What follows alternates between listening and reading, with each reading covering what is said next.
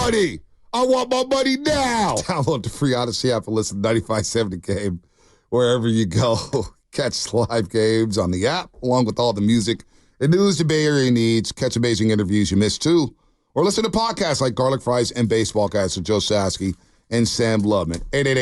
888-957-9570 is the number. We'll play some of Doug Henderson yesterday.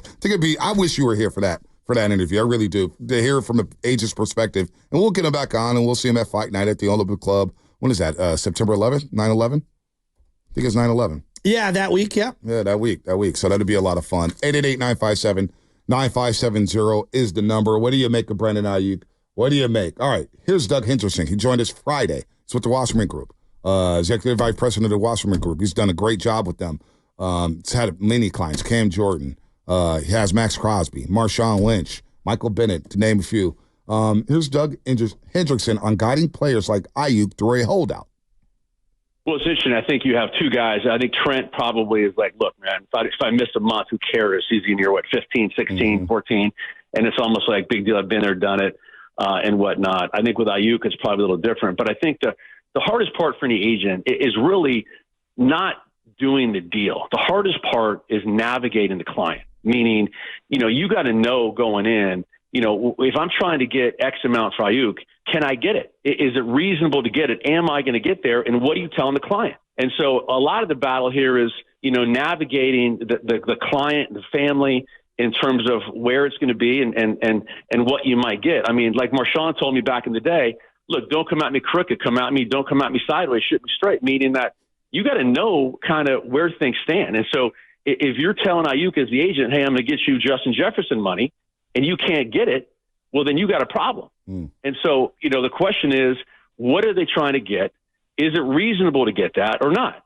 And if it is, then great. Then you hold out and you do what you got to do. But you got to look at all the different aspects and figure out, really where are we at with the team? What's reasonable to get? And is the holdout worth it or not worth it? Because at some point, the end might come and you might have nothing to show for it. And so you really got to navigate this process and really be with the player to help them out. I've had a lot of holdouts in my career, but you really got to be patient with them. But more importantly, tell them the truth and let them know what's going on in the process. So that's what the agent's doing right now with Brandon Aiyuk. Is like, look, man, you got to chill, do what you do, but keep your mentals right. So that's Doug Henderson. And he said a lot. He brought up a player that he had, and they were up for a new deal, and they're negotiating a new deal.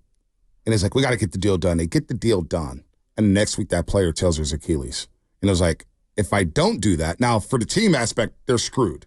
You're right, guy tears his Achilles. You just gave him new money. What are you going to do? Damn, sucking costs. Yeah. But you want to do right by the player at the end of the day. I always believe that. You want to do right by the player. But then if he doesn't get that deal done and he tears his Achilles, that guy's never seeing that money. So you see the catch-22 here? Like everyone sees it. There's risk in everyone on both sides. There's risk for the player and there's risk for the team. I mean, I see it. I'm just coming to this conclusion, and I feel like we've known this since like February. The 49ers are in a very difficult financial situation. I think that they've put a number down on paper. This is my feeling. I have no insights. I'm not reporting anything. They put a number down on paper that they can physically afford. All right, based off their projections, whether it's the cap increasing, who they think they can retain, etc. They put a number on paper. I think Aiyuk and his agent are sitting around going, well, there's probably 10 teams in the NFL right now who will pay me whatever I want, essentially. Let's just say the number's $30 million a year. And I wouldn't be surprised if that number is even higher than that, because I'm sure there are a couple of different teams. Like Carolina would pay him yesterday, right? But you also have to have a feeling of like, the Niners aren't just going to move Brandon Aiyuk because someone else wants to pay him. Their objective is to win a Super Bowl, and their window to do such is literally this season.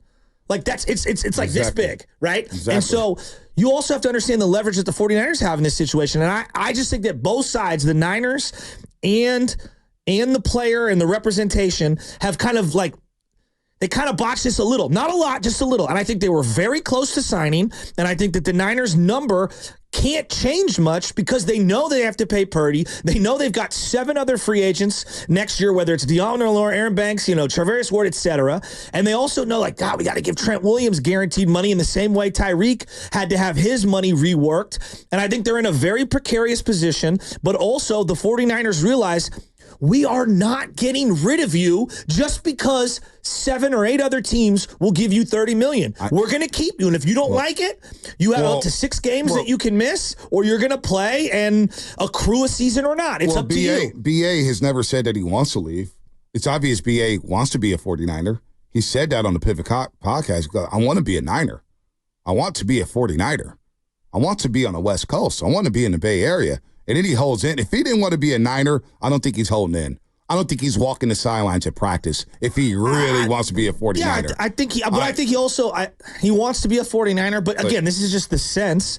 He also wants a very specific amount of money. I don't think it's just I want to be a Niner. Right. I want to get paid fairly. It's complicated. I want to get paid fairly, so it is complicated. So look, the Niners right now have the leverage. They're playing hardball with them.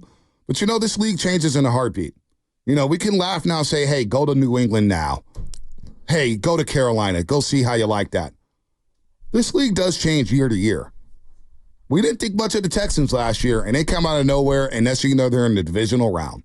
So there's no guarantee that the winning lasts forever here in San Francisco. No, you're making calculated bets. You're making bets on yourself. So when we say, hey, man, if you're not going to be happy in New England, well, we don't know that yet. We don't know. They got a new coaching staff. They got a new swagger. They may suck this year, but who's to know if next year or the year after, in the AFC East. So I would go in the other direction with you. It's like, all right, if I was a offensive skill player or even a defensive player, I'd be like, who are the well-run organizations, right? If they want me, I'd like to play there, things being considered. New England a well-run organization? I think the last 4 or 5 years, they have not, no. And they haven't won, and they're in transition. I think they're in a tough transition. I think their ownership is solid, stable. Front office stable now. I think that most people think that they have the least amount of offensive firepower in the league. They may. So I'm saying to myself, hey, the Rams, the Chiefs, the Niners, but these are the well-run teams, right? To my point, we also thought about that. We didn't think anything of Tank Dell with the Texans. We didn't think of anything with Nico Collins. We thought the Texans were going to stink and win 3 games. They won 10 games last year. Let's see what they do this year. I'm talking about long-term. We've seen multiple years. For example, LaFleur. Headed into last year, I was like, oh, we'll see what LaFleur looks like without Aaron Rodgers. And by the year's end, I'm like, actually, you know what? LaFleur's done it with Aaron Rodgers. He rejuvenated his career at the end, and he's done it with Jordan Love. Wow, he's really good. See, that's the problem there. We're looking at it in real time, saying, oh, man, I don't. We're not projecting in real time. We're saying, oh, boy, you're making calculated bets. We're missing. So the Patriots, you look at their playmakers this year, sure, Kendrick Bourne, not a good playmaker. KJ Osborne, okay. He's okay. Demario Douglas, I don't know nothing about him. Hunter Henry seems to be on his, last leg here. 70-15. They don't have a lot of talent there. There's no doubt they don't have a lot of talent there. Brissett. They don't have a lot of talent. Now, Jacoby Brissett for now, and then Drake May obviously will take over at some point. I don't even know if I like Drake May. I'm not sure about him. You got Jared Mayo's coach. Who knows with New England? He probably doesn't want to go there. I'm sure BA's like, New England? Well, that's why I'm surprised, and watching him, and I know that some of this is just posturing and whatever, but it's like, you really want to go to Pittsburgh? Pittsburgh of 7 or 8 years ago, I get it. Really? Pittsburgh? George Pickens has been on a milk carton the last couple years. And he's a very talented player. Yeah, I understand why Pittsburgh wants him. I'm just saying, if I'm looking at that division, they're at best the 3rd best team in that division. Didn't they make the playoffs last year, Pittsburgh? They made the playoffs last year, right? Come on. They made the playoffs with no quarterback. Okay, You're signing up to play for that team? I mean, you got TJ when he lose to Buffalo, and that game was actually pretty competitive for Buffalo. That was a competitive football game. In the 4th quarter, it was a competitive football game. I'm not going to scoff at the Pittsburgh Steelers. If he wanted to go to Baltimore, I would understand it more. If he wanted to go to Cincinnati currently, I'd understand it more. I'm just saying that, I would want to stay with Shanahan in this situation where I know that, wow, even if I'm not the number 1 option week to week, I'm going to be able to throw up some pretty damn good numbers. I'm banking on this situation. Well, you look at Pittsburgh, right? Because they are one of the well-run organizations, correct? Yeah, but they haven't won a playoff game in 9 years. They haven't won a playoff game, no doubt. Just over the last 6 years, there's no question. Teams go on droughts. We've had God knows we have had our droughts out here in San Francisco. We've had a drought season a few times here in our adulthood. But they are a well-run organization. You know what you're going to get from Tomlin. And now they invest on the quarterbacks. Now, Russell Wilson, we'll see what, we all know Nathaniel Hackett ain't much, right? Nathaniel Hackett he's not good. He was a terrible head coach. I don't think he's a very good OC. Now, we'll see week 1 with Aaron Rodgers and New York Jets, and maybe I'll be eating my words. But Nathaniel Hackett, we all know, now you go to Pittsburgh, you got a Russell Wilson. You got a Justin Fields. You got a Najee Harris. You got a Jalen Warren. Russ is hurt. And you have George Pickens for right now. It's August 5th. Shout out Anna Novikov. It's our anniversary today, by the way. Shout out her. Roman Wilson, not coming from Michigan, he's hurt as well. But you get Arthur Smith as your offensive coordinator, who I think is a very good offensive coordinator. Yeah, he was good with that Tannehill. I think he got the most out of Tannehill. As a head coach, I don't know. But now you get Arthur Smith as your OC, and you still have Mike Tomlin there in that division where they're getting close. I mean, Pittsburgh they won 10 games last year? Damn. So, they were 10-7 last year with no quarterback. They may feel like they're not that far away, and they bring in a George Pickens, a Brendan Aiyuk to the table. If they were in the NFC, I would look at Pittsburgh different. They're in the AFC. I put a black mark right through their name. TJ Watt on the other side. All right. I mean, that's just me. That's just you. I think Pittsburgh could be really, really good. I really do. I think they could be really, really good. So that's why it's the reason why Pittsburgh wants him. It's the reason why Cleveland wants him. It's the reason why all these teams want a good player. I think he's a really good player. He's on the cusp of being great. You know, top 166, you're 91 in Madden, you got 1,300 yards, you're second team All-Pro. Again, I think in this market, we underrate who Brandon Aiyuk is. I really do. I really think we underrate him because of Shanahan, because of Debo, because of Brock Purdy.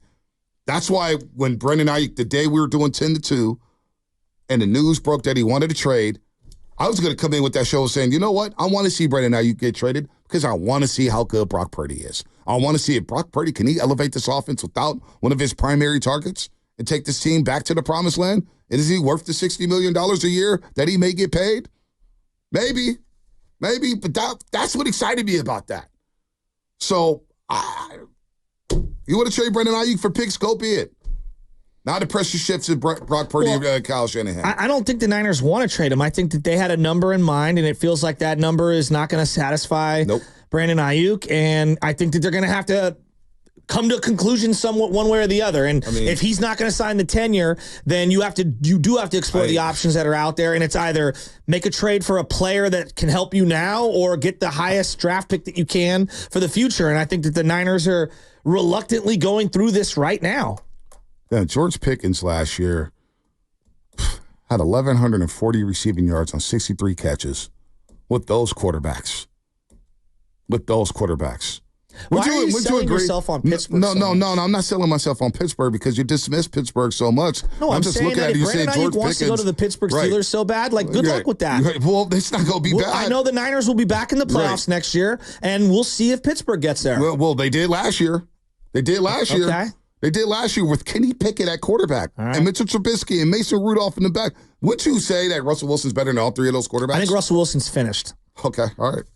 I do. All right. I think he's cooked. What about Justin Fields? Is he better than those three guys? I don't think highly of Justin Fields. Okay, well, all right. I mean, you're asking me, and I'm telling you sincerely. I'm not I didn't dispute it. I just said, okay, that's Russell fine. Wilson was horrific last year. I mean, George Pickens put up those numbers with those quarterbacks. Well, look, the raw numbers. I had him in fantasy. It was feast or famine for him all year, and they were throwing up numbers late in games. Isn't it always feast or famine with wide receivers in fantasy football? What? Fantasy football, it's tough to get consistency from the wide receiver position. But with 17 games on the schedule, 1,000-yard season doesn't mean what it used to. You're just fucking up the Amari Cooper's 1,000-yard season. I'm just saying. You're throwing it around like it's 55 to 58 yards a game. That's what it is, right? So, I mean, how many guys given usage rate can get you that in the league right now? I don't know. This is why, which goes back to the team building aspect. It feels so easy. Everybody would do it. It's poor team building to try to invest $60 million into two wide receivers, which is why the Debo deal doesn't look great in retrospect. Yeah, Philadelphia is still a Super Bowl contender with two wide receivers at the money they're getting paid. And we'll see their defense. They don't have a lot of money on that defense, so we'll see. Man, they gave away, Fletcher Cox retired, and they gave away Hassan Reddick because they didn't want to pay him.